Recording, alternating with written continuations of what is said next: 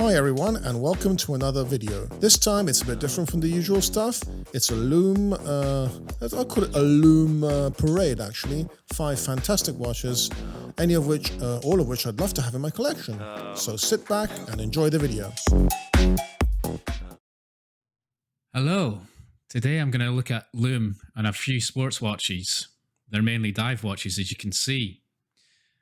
Now, first up is the JLC Polaris Mariner date. Next to it is a green Captain Willard from Seiko. Next to the Willard is a new 41mm Rolex Submariner with date. And next to that is an H. Moser and C Pioneer Center Seconds. And finally, we've got the Zelos Frost Swordfish in titanium. So let's have a closer look at each of them now. So here's the JLC. You can see it's got a lovely, lovely blue dial. The Seiko is still relatively new, but I've found that strap really comfortable to wear. The Moser is fantastic. Just look at the dial. It's basically the reason I got the watch. And the sub is just the classic it's a dive watch style. It's got a slightly beefier case now, but the lugs are slightly slimmed down. And finally, the Swordfish, which is just a fantastic little watch and good value. So the next thing now is to look at the actual Lume that these guys provide. Okay, so here are all the 5 watches that have been charged up. I've used an ordinary torch to do this. It's not a UV torch.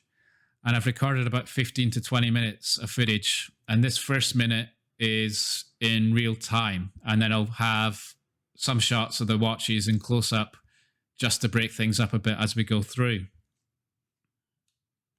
But even as we're speaking, have a look at the JLC in the left-hand side. Do you notice anything that's happening there? Because that minute hand is a different color. It's meant to be orange compared to everything else, but you can see it's fading quite badly even within the short space of time that we have here, which is probably around about a minute, as I said. So that's slightly concerning. Now, to be fair to the JLC, here's one that I did later when I tried to charge it up a little bit more. And as you can see, there's absolutely no problem here with the minute hand during the time that we're looking at the watch. So the possibility is it was just me being completely cack-handed with doing the charging in the first place. Having said that, I have seen comments on forums talking about the Lume and the minute hand not being so good. So I think it is something to keep an eye on if you're interested in this watch and Lume is important to you. So this next section is the rest of the Lume footage sped up. And as you can see, they're all doing relatively well at the moment. Well, apart from the minute hand and the JLC, that is, of course. So the first watch up for its close-up is the Seiko, and you can see that greenish Lume Bright really is pretty distinctive, and it lasts ages. And when it's fully charged, the Lume can easily last right through the night. And the next watch we're going to be looking at is the Submariner up close, and apologies for the fact it's completely out of focus. The Super Luminova used here, blue-green color, is pretty cool. And it lasts relatively well too, though maybe not quite as long as the Seiko. But having said that, at least generally, the bezel on a Rolex will always line up, which isn't always the case for Seikos. So next up is the Moser, and love the watch, love the dial, but the Lume's a bit weird simply because it's so asymmetric.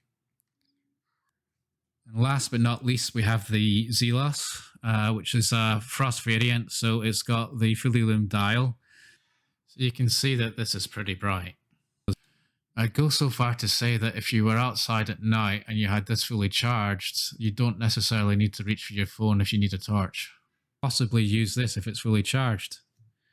So we're now coming towards the end of the video, and you can see that pretty much all the watches are starting to die down in terms of how much Lume has been output, especially the JLC and the Moser. But the Rolex, the Zelos, and the Seiko are still fairly legible, and I think they'd remain so during most of the night as well. So if I was choosing a watch solely based on Lume, I'd probably choose the Zelos or the Seiko, but you don't normally choose a watch solely on that basis, and 9 times out of 10 here, I'd probably end up going for the JLC or the Moser. What do you guys think? Thanks very much for listening.